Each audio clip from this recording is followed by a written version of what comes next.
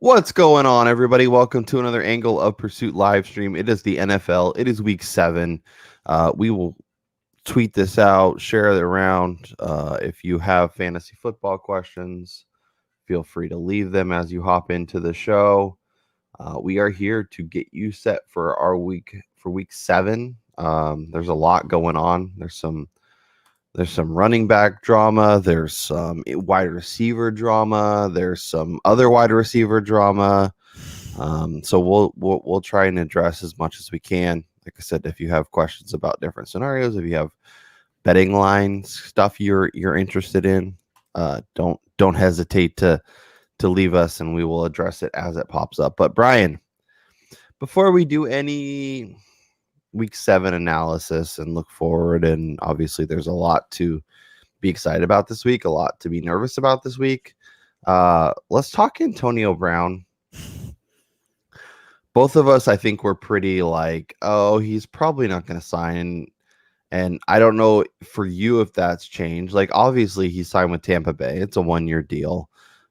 We'll see, we'll talk Evans and Godwin and all that stuff, because both those guys have been banged up. Obviously having it was not really a long-term thing, but him and Brady did play together last year. We saw it be successful. Are you a little more optimistic on Brown being fantasy relevant down the stretch, or where's your head at with this whole scenario? Honestly, until I see him play right now, my only need and want for Antonio Brown is trying to flip him for as much as possible if I roster him. I picked him up as soon as the word came down that Seattle was looking to sign him a few days prior to him actually, putting ink to paper with Tampa Bay. And now that he's on the Bucs, in that kind of offense, then people know that he's got that supposed great relationship with Tom Brady. For me, I just think this is the perfect opportunity to flip him for people who are overreacting to his impact on the offense. I think this is, as much as we think that this would hurt the values of Evans and Godwin, I think it's quite the opposite. I think the presence of this guy, along with Gronk getting healthier, along with them having a fully healthy backfield, I think as Mike Evans is now, once Antonio Brown's there, Mike Evans won't have as much attention on him. He'll be able to kind of get a little bit healthier. I think those downfield one-on-one shots will be a little bit more present. I like Chris Godwin even more now with another over-the-top option. So I think in a PPR league, Chris Godwin's value for me actually increases. And I really don't think, obviously from draft day, Mike Evans has taken a huge hit. He's just not the same guy, but going forward, the only way that he can go is up, even with the addition of another guy out there. Yeah, I guess for me, I don't know, because Chris Godwin's, I think, clearly the wide receiver 1. I think Evans is taking a back seat, and anytime Godwin's out, Evans, pops up and has a monster game. I guess if I had to say, so are you expecting Antonio Brown to be active starting, because he's not going to be available till I think week 9.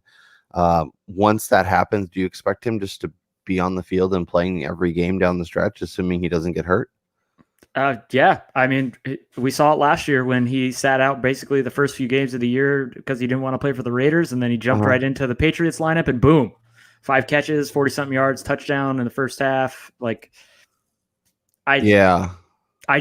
think he'll be active game 1. I don't think he'll have a huge impact, but I do think going forward, he'll be there every week. See, if I set the over under at 2.5, I think he plays less than that. I don't know why. 2.5 games? Yeah, I think he's suited up for 1 game, maybe 2. I don't know. I'm not optimistic. I like you. I think I'm not worried about. I would be real quick. I would be really interested to kind of dive deeper into the rabbit hole on this whole situation, because there were rumors of Tampa Bay potentially shopping Mike Evans and his expiring contract. And what if this is a move, a preemptive strike for them, knowing that they're trying to ship out Mike Evans prior to the trade deadline, or they're just not going to re-sign him? That would make a lot more sense if this is setting the table. Evans is and we kind of talked about it a little bit before the season, right? the fit with he and Evans isn't quite as good as the one with him and Godwin. Obviously, Brown makes more sense. If Brown can be, Pittsburgh Antonio Brown, well, then obviously it's a slam dunk. Like, even if you can get 80% of that at this point. But, like, the idea that this guy who has spent the last year and a half trying to prove that he's not mentally unstable, like he clearly has some stuff going on. Hopefully he's taken this time away from football to fix a lot of that and address a lot of that and become, better for it. And going forward, he's fine and becomes the guy that we saw in Pittsburgh, who's, when he was running and it was him and Bell and Roethlisberger, like potentially like one of the 5 or 10 greatest wide receivers to ever play football. Like that's his upside. So obviously I get the risk from Tampa's perspective, but like it does feel like there's something going on, whether it's they just don't feel good with Godwin and Evans always getting hurt, or like you said, they're interested in potentially shipping out Evans. I am curious to see what that would look like in a trade, where he would end up. I assume not anywhere in the NFC. It would be lovely to see him go to Green Bay. Yeah, that's not happening. But that's not going to happen. That's not happening. But Tennessee, could you sure use a receiver opposite A.J. Brown? Hey, man, Corey Davis was a thing. Corey Davis is a thing.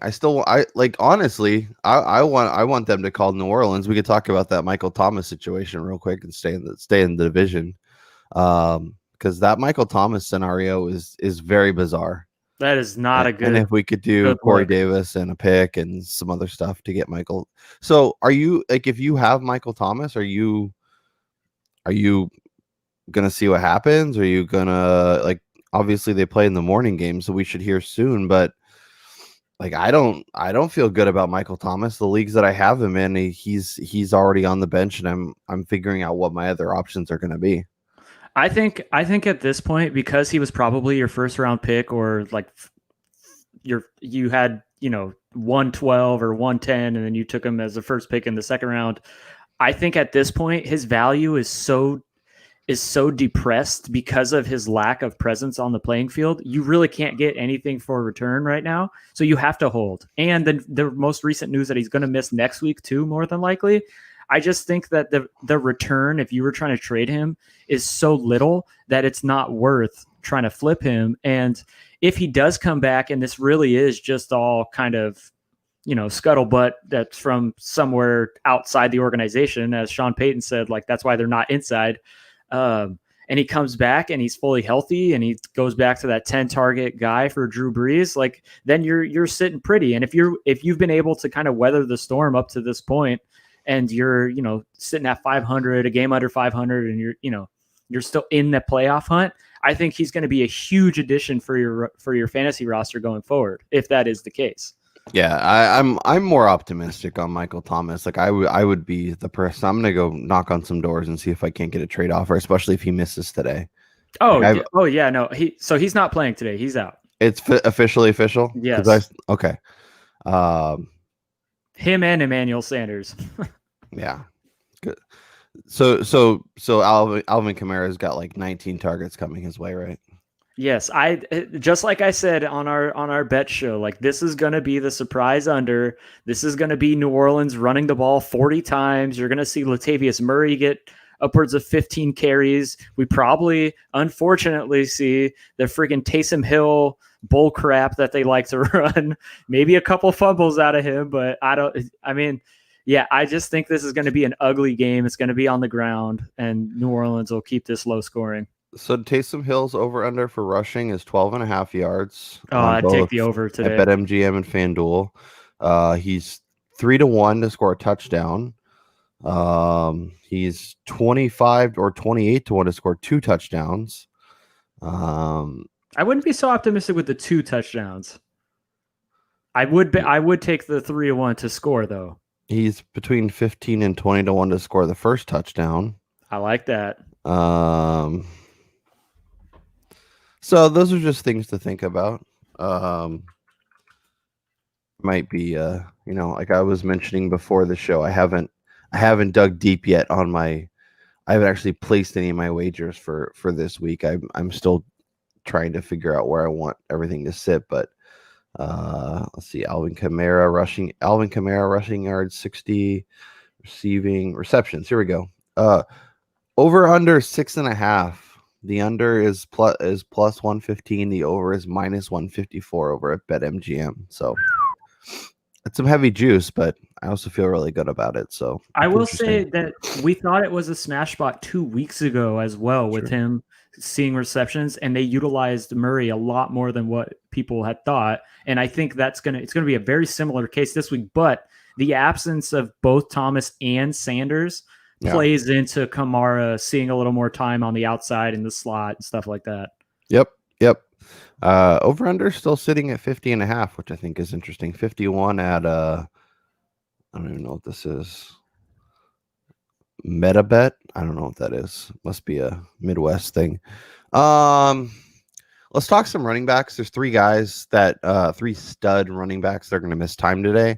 Aaron Jones, Joe Mixon, Raheem Mostert. Obviously Mostert on IR for a while. If we're talking Jamal Williams, we're talking Gio Bernard, we're talking Jerick McKinnon. I want to talk about those guys and kind of see how you rank them. The one interesting thing is Rappaport was talking about Aaron Jones this morning, and it kind of led into some Niners talk and expectations there. And it sounds like it's going to be a combination of Jerick McKinnon and Jermichael Hasty, and not our boy Jeff Wilson Jr., which I thought was interesting. Obviously he was inactive last week, but I thought that was more of Hasty's better at special teams. Wilson's more of a true, just running back. He's a north-south guy. Right. So Hasty being able to play special teams, it made more sense to keep him active. But now that we're, another week and he's still we'll see. It sounds like he's probably going to be active, but is it just play McKinnon and hold Hasty and Wilson until we get some more clarity? I love Hasty as a speculative ad. I'm definitely not putting him in my roster this week. I think San Francisco sees just the overall athletic ability of Hasty as an upgrade over Jeff Wilson, who has long been known, in the fantasy circles as the touchdown vulture, because that's kind of what he's utilized as, is that short yardage guy. And in a game against New England, who, they got ran over last week by Denver, but it's not like Phillip Lindsay was breaking off 25, 30-yard runs. It was, they ran the ball a ton, and New England couldn't really do anything. So I think this week we see close to a 50-50 split on the ground between Hasty and McKinnon, but I like McKinnon in this game because New England is so strong up front, and the Patriots are the best team in the NFL at scheming against the team's strength. So we're going to see a difficult matchup for George Kittle, probably double teamed all day, maybe Stephon Gilmore on him, and we're going to see them, stuff the box. So if you're ranking these options, Jerick McKinnon, Gio Bernard, Jamal Williams, obviously, as you mentioned, Raheem Mostert Jerick McKinnon playing at New England. We got Bernard's playing the Browns, and Jamal Williams is playing Houston. I think this is easy for Jamal Williams. The Houston rush defense is the worst in the NFL. Their D line gets the least amount of pressure on running plays. So it's definitely Williams first. Overall volume play, it's Bernard second, and then McKinnon. Yeah, I think in full PPR, Bernard's a top 15 option this week. I think he's probably top 20 and half. But yeah, I'm with you. I think Jamal Williams is the play. Are you interested in what's his name? AJ Dillon at all? Okay, so I'm glad. Great segue there. We got our first question here from George. AJ Dillon, Jamal Williams, or DeAndre Swift? Now, something that I'm really interested to see is how the Packers split that backfield in terms of how many the carries. Yeah. AJ Dillon is a premier running attacker. This dude is built to go north and south, and against this crappy rush defense of the Texans, I think we see a little more of Dillon than we expect, and he has a good possibility of scoring a touchdown. But if this is a PPR league, I'm definitely going Jamal Williams because just this is a smash spot. And even DeAndre Swift, with the news that they want to get him more involved, what does that mean? 2 more carries as that means opposed 18 touches for Adrian Peterson and 7 exactly instead of 5. I do exactly. worry about Matt Patricia. I'm playing. Do DeAndre not trust Swift. any Patriots for like people. Yeah. They. I mean, even like just look at what the Patriots did to us with Damian Harris. Oh, he's gonna get 17 touches and then he's gonna get nothing. Like what? How does that make sense? Yeah. So that is a concern of mine. I think DeAndre Swift's to play. I think he's that good, and I think even if he gets like 12 touches, should be able to be. But if you're looking for consistency, if you're looking for guaranteed volume, Jamal Williams is the play. But I think if you're looking for upside, it's DeAndre Swift. I think DeAndre Swift has a really good game. Like I said, I'm playing him in a few spots, but would be. But yeah, I am curious to see what AJ Dillon does, how much work he gets. Obviously, I don't expect Aaron Jones to miss a ton of time, but it would be interesting, especially from a dynasty perspective, to kind of get an idea of what his volume could look like, what he could do with 15 and to then 8. Yeah, one more thing on the Packers situation too is that Jamal Williams plays a lot of special teams, as he's one of their best like gunners and punt coverage guys. So they're going to be missing a crucial aspect of that. So I also think that they may, kind of like limit the amount of touches that Williams sees, and he's not going to see the same amount of volume that an Aaron Jones would, because they know how valuable he is when Aaron Jones is active. So like I'm saying, like I'm not saying AJ Dillon should be played over either Swift or Jamal Williams, but if you're able to add him right now, and possibly if Aaron Jones misses another game, I think we could see them splitting the carries and the snaps in the backfield, closer to 50-50 going forward. Yeah. The Browns are going to be without Austin Hooper today. David Njoku. Harris seems to like kind of be forgotten about. Everyone's on the Harrison Bryant. What's his name? Yeah. Whatever. Yeah. He like the I'm not touching the tight end. Yeah, it seems like a messy situation. Plus there it's Baker could be Mayfield. potential. Well, you could tell everybody how excited you are about Baker Mayfield this week when we were talking about before the show, but yeah. Speaking of quarterback plays, Jared Goff, a guy that I've been a big proponent for, can't play him this week. Like that game against the Bears scares me, which makes me wonder, should we be a little worried about Robert Woods, about Cooper Kupp?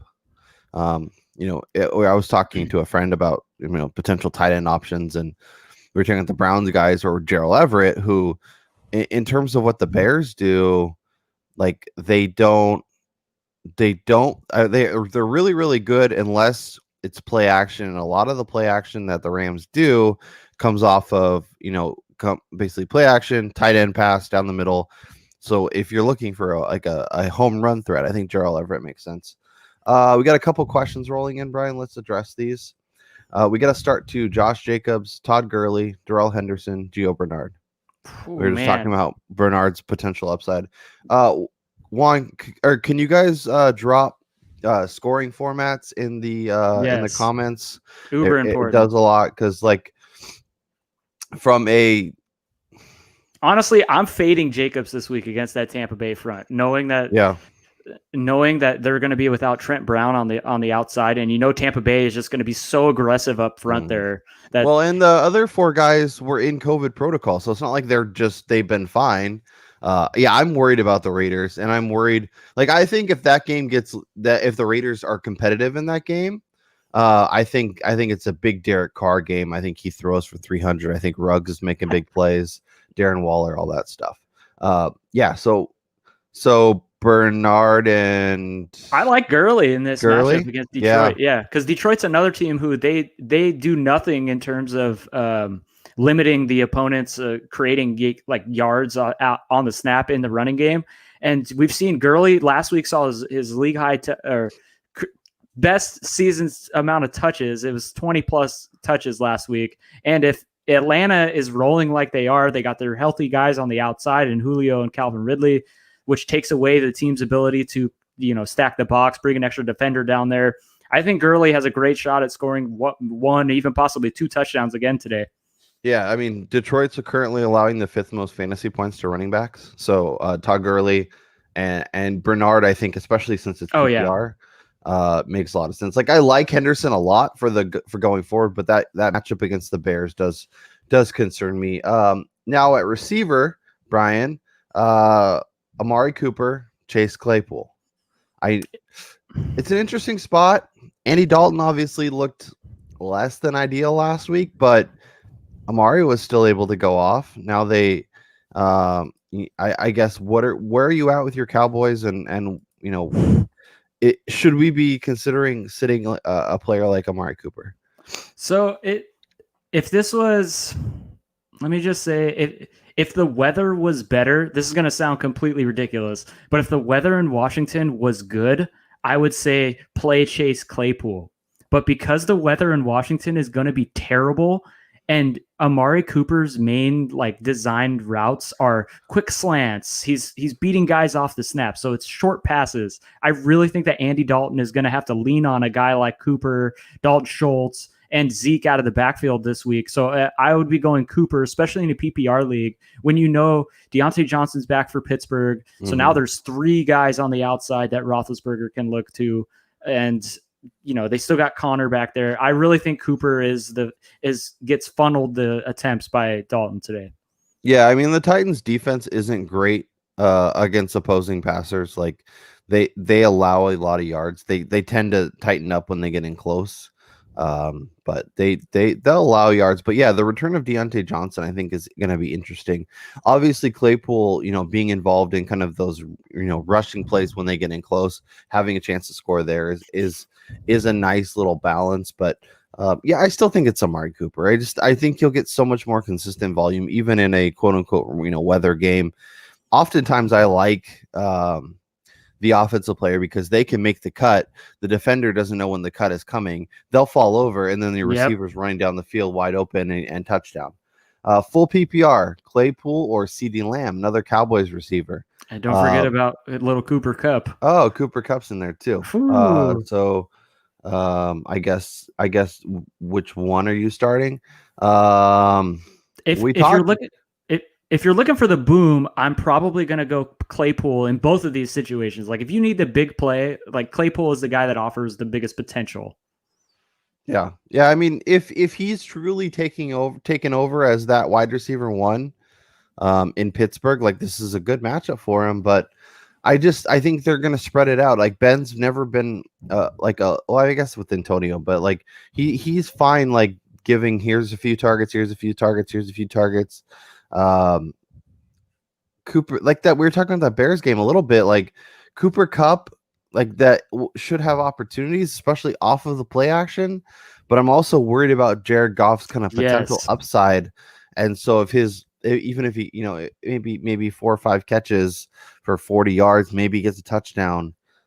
That's kind of my expectation there. And CD has been such a good volume guy, but last week we saw it kind of come down a little bit.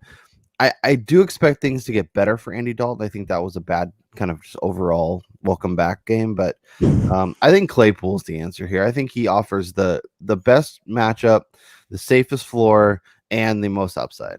Yeah, and also too, as good as the Steelers' defense is, and I actually wrote about Derrick Henry's potential of screwing people over this week, but as good as their defense is, they've shown it this year that they're not always the shutdown type team that where you saw last week against Cleveland, and teams can put points on them. So if Tennessee is able to keep this game close and or be in the lead at any point, you're going to look at a Steelers offense that's going to need to chuck it down the field. And Claypool is one of the main targets for Roethlisberger doing that. So I think he offers the largest upside. I think Dallas goes more to, like we even saw it last week early in the game. They were running a lot of 2 wide receiver sets, 2 tight ends, looking to get that running game going. And I think we see that again, especially in a crappy weather game. Yeah, well, and the over-under for that game is 44.5. Like that, they expect this game to be like a 17-13. It's going to be Giants Washington all over again. Yeah. Man. You're setting DFS lineups. Is there anybody under the radar type plays? Anybody that like are you looking at like a combination? Like normally when I set DK lineups, I like to lean heavy on stud running backs where the volume is going to be, right? But this week is kind of interesting because you're going to have Jamal Williams, you're going to have Jet McKinnon, you're going to have Gio Bernard, where you could kind of go cheaper at running back and potentially spend that money elsewhere. Is that something you're considering this week? Or are you just going to load up on the studs and figure it out from there? That's funny you say that, because that's actually something that I did an awful lot in my lineups. Like I have a ton of lineups with Jamal Williams and Gio Bernard as my 2 running backs, which is totally chalk this week. But then I'm able to game stack the Atlanta-Detroit game with Matt Ryan, Julio, and Calvin Ridley with Kenny Golladay in there in a game that we should see all 3 of those guys see tremendous amounts of volume. And, one of my favorite kind of pivot plays for the day that is kind of flying under the radar would be Brashad Perriman for the Jets. As I know this is disgusting talking about, but Buffalo should be in control of this game, and they're a double-digit underdog. No Jamison Crowder. Sam Darnold is back. Darnold likes to chuck it deep. He's got Perriman, Jeff Smith, and Braxton Berrios. And we've seen Perriman last week look healthy. He was smoking guys off the line of scrimmage. All it's going to take is 1 or 2 big catches. Like, this dude could have one of the Djax days of 3 catches, 90 yards, 2 touchdowns on Buffalo. So he's one of my favorite, like, super cheap plays. He's like 3,900 on DraftKings. But the one thing I will say is when Crowder is out, Braxton Berrios is kind of interesting. And if you're in a full PPR league and you need like a desperation play, I don't hate it, especially as you mentioned, the Bills should be up a lot. And I heard I'm not sure what the status of Josh Norman is. I know they were dealing with some injuries in the defense. So, I think that could be a very interesting, obviously I'm not starting him over studs, but if you're looking at your wire, you're going like, there's nobody here, I need something, maybe get me a safe 7 points. I think you could make a lot of sense. And then before we go to these questions, I also wanted to state I did make a couple lineups where I went completely contrarian at running back, where instead of using Alvin Kamara, I'm using Latavius Murray. And then conversely, I would look at the Green Bay Houston game, and there are a few 2 or 3 where instead of going Jamal Williams, I actually went AJ Dillon with the expectation that he possibly sees red zone snaps with Jamal Williams running more of that Aaron Jones like flanker like running routes, and Dillon gets to see lots of open boxes. What about Latavius and Camara? Is there a world where you're deploying both of those? If you assume, hey, Kamara's going to get like 7 to 10 targets, and then maybe Latavius gets 2 rushing touchdowns, I think that could be an interesting way to kind of stack the Saints without really involving the passing game. Yeah, I wouldn't be opposed to that. It's not ideal when it comes to DFS, as I'm starting to learn, because every time Murray were to score a touchdown, you're taking away the potential of what Kamara could bring to the table. So I'd prefer to split them up. Now, in a redraft league, I'm leaning towards playing both Kamara and Latavius Murray in the same lineup, with them both having pretty decent floors. Let me ask you this. Latavius's rushing over under is 39.5. Oh, you got to take the over on that. And his rushing and receiving is 50.5.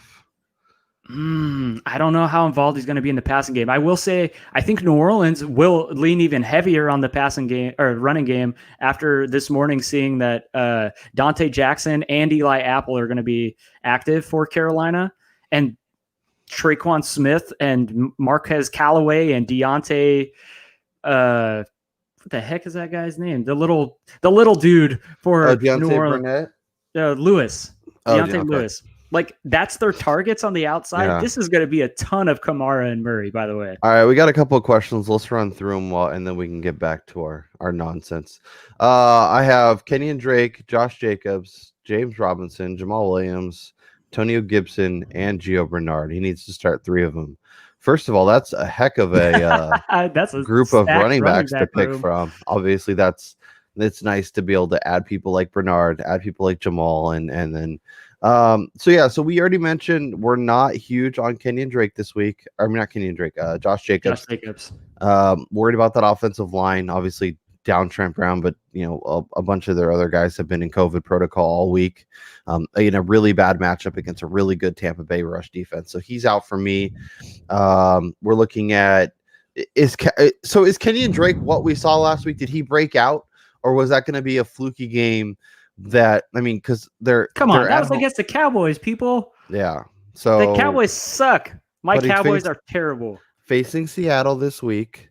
You probably used the first or second round pick on him. Is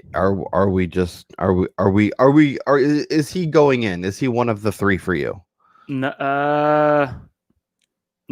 I would actually lean the last three guys. Like, I love Antonio Gibson this week, as Washington has been targeting their running backs at like a ridiculous pace. Even we saw what the Cowboys defense did not do last week. Exactly. Even with him splitting with J.D. McKissick, I think there's plenty of touches to be had today for Antonio Gibson. He probably finds the end zone. We talked about Gio Bernard already multiple times. Like, the amount of playing time he's going to see today is going to be ridiculous. He's probably going to see 80% of the offensive snaps. You got to play him.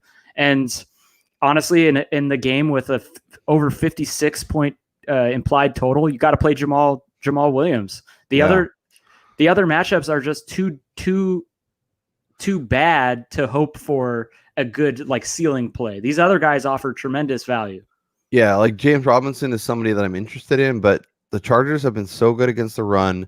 They've only allowed one 100-yard rusher. They haven't allowed a rushing touchdown all season. Maybe that changes. Like I said, I like Jacksonville plus the 7.5, but yeah, I think it's Jamal Williams. I think it's Antonio Gibson. I think it's Gio Bernard. And I know that means sitting probably your first and second round picks, but in the matchups with the injuries, with everything else going on, I think that's the way to go. C-Dog has pick 2, DJ Chark, Terry McLaurin, Will Fuller, full PPR. We talked about that weather in Washington, but Scary Terry's been so good. Yes. I don't love the running attack in Jacksonville, so maybe that's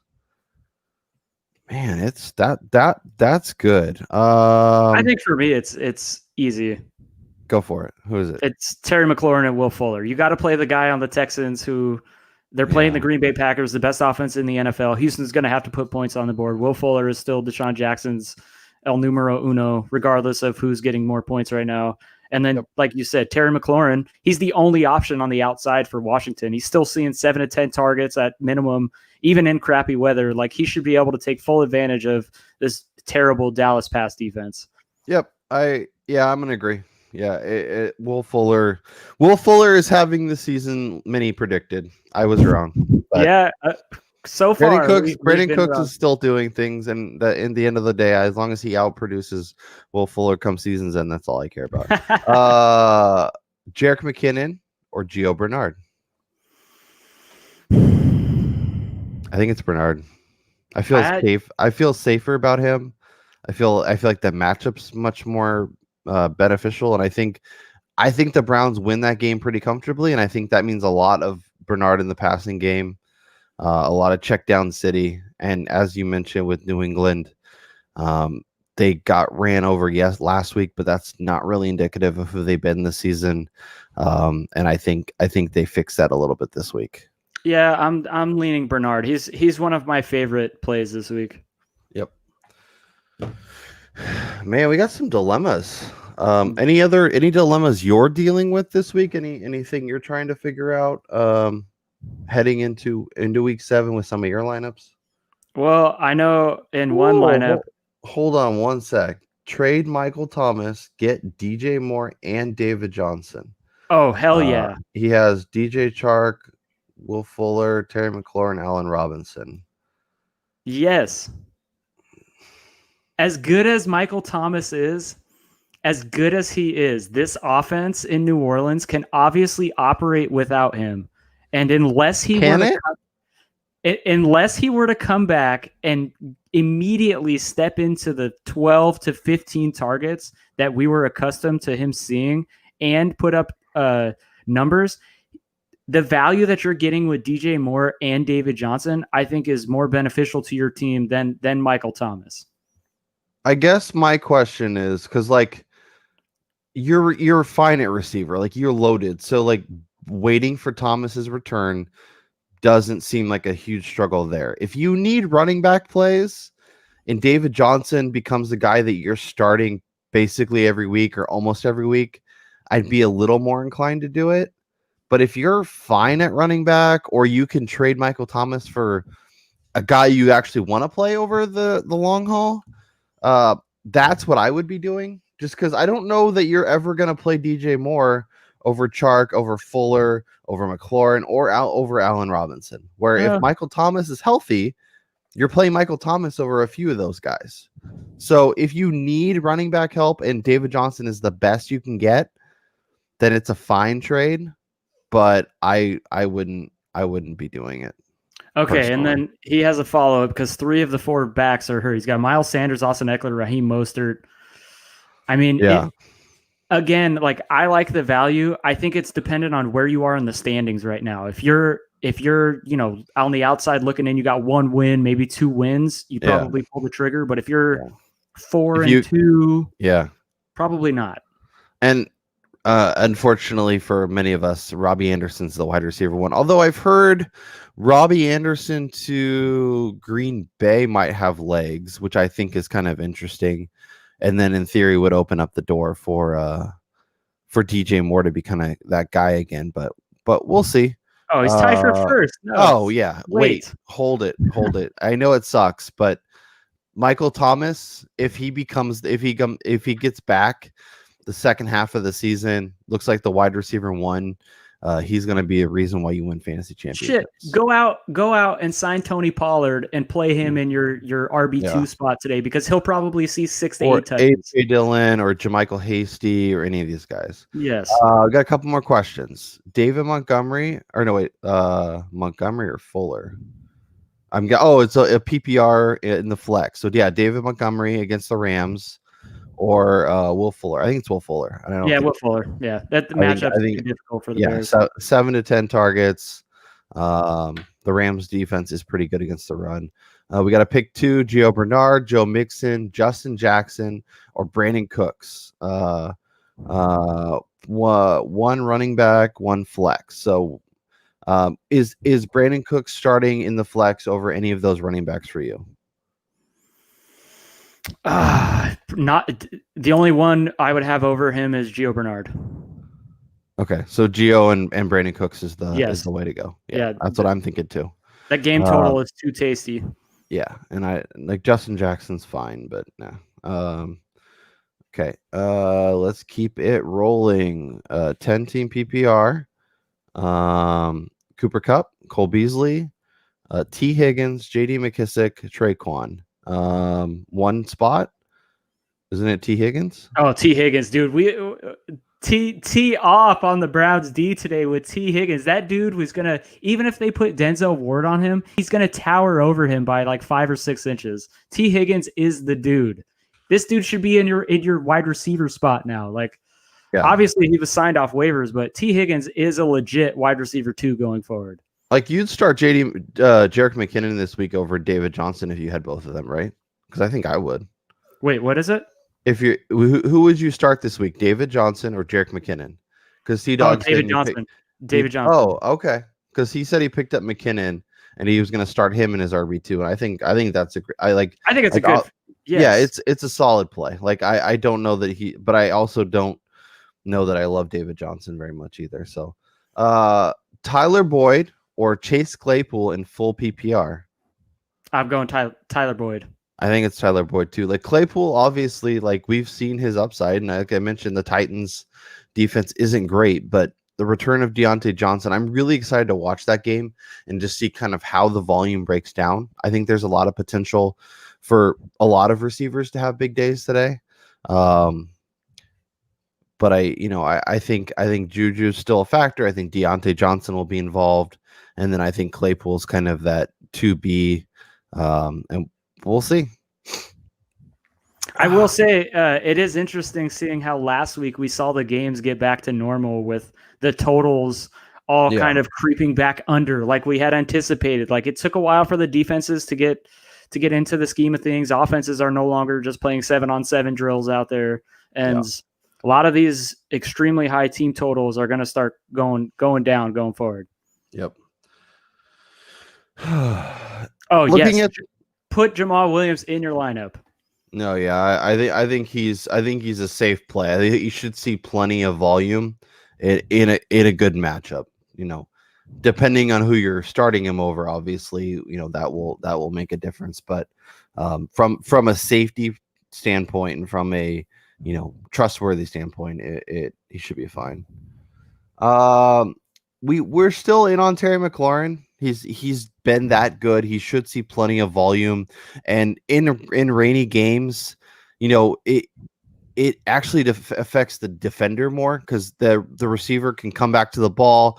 The defender doesn't know, and he falls over, and then the receiver's running down the field with the ball and scores a touchdown. And in the rain, for the most part, as long as it's not like torrential downpour, it doesn't affect the players too much. All right, what's your favorite line this morning? Not our favorite bets, but what has piqued your interest just looking at the spreads this morning? Yeah, I'm curious to see. I'm looking for some movement because it's like we talked about, like that Detroit team. If I could trust them at all, Browns defense. I like the Browns defense. I think the Bengals will be productive enough, but Joe Burrow, between the sacks and between the interceptions and the red zone inefficiencies. Yeah. And the fact that Bernard's playing, not Joe Mixon, so you don't have to worry about like 120 yards rushing and 2 touchdowns and keeping that game close. I think it'll be a lot more, passing. So yeah, I don't mind the Browns defense this week. The Titans line still sitting as the Titans as favorites is kind of interesting. I figured there'd be more money coming on the Steelers. Maybe, you'll see like the juice move instead of the line move, which I think is interesting. Jacksonville plus 7.5 still intrigues me. I don't get it. Nope. Give me the Chargers to get their first statement victory. Yeah. Yeah, I mean, that's what should happen, but they should have rolled Tampa Bay and they should have won some other games, and they were favorites when they went to Carolina and lost outright, and I don't know. Yeah, but the Carolina team has shown to be pesky. Like they stay in games. Mm-hmm. So the Saints minus 6.5 or Carolina? I was just going to say under. I think the Saints against the line this morning was something that I was really happy about, because anytime I can get a Saints team at home, even with a small amount of fans there, I'm going to probably ride them, even without their big guys on the outside. I just think that their offense is too efficient for Carolina to defend against. And Carolina's dink and dunk thing, like, yeah, they'll probably be able to score, but I just think that the possibility of them keeping it close enough to where New Orleans doesn't pull away late in the fourth is just too appetizing for me to pass up. Yeah. The Chiefs minus 7. Like, I know I don't love big favorites, especially on the road, but like I feel like the Broncos last week, I think this the Chargers defense or the Browns defense. Oh, give me the Chargers. Yeah, I think it's the Chargers. I always like playing them at home, so that's a plus. Their run defense has been really good, so James Robinson shouldn't go off, and then Minshew, a couple turnovers, you'll be sitting pretty. All right, Brian. Anything else? Any other news breaking? Anything else popping up before we get out of here? If you have any final questions, if you're in the chat, please drop them now. Let us know before we dip and finish our roster constructions. Yeah, we have to set our lineups before. I will say, I really think that the Bills are being undervalued this week as well. I think both in fantasy terms of Josh Allen and Stephon Diggs and Singletary, and the potential of Zach Moss punching it in against this bad Jets team. And I think that the fact that the line is only 10 to me is kind of crazy, and people are overreacting to Buffalo's last 2 games, and I think that Buffalo will absolutely destroy the Jets this week. Yeah, they're the Jets. Like, I don't know. People, yeah. All right. Well, thank everybody for joining us. If you are enjoying what we do, we are the Angle of Pursuit.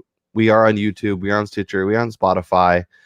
Please like, rate, subscribe, whatever platform you're on. We'll be breaking down the waiver wire tomorrow.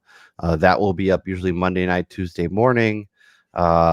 We also kind of look at the NFL lines from a gambling perspective and preview the games that way.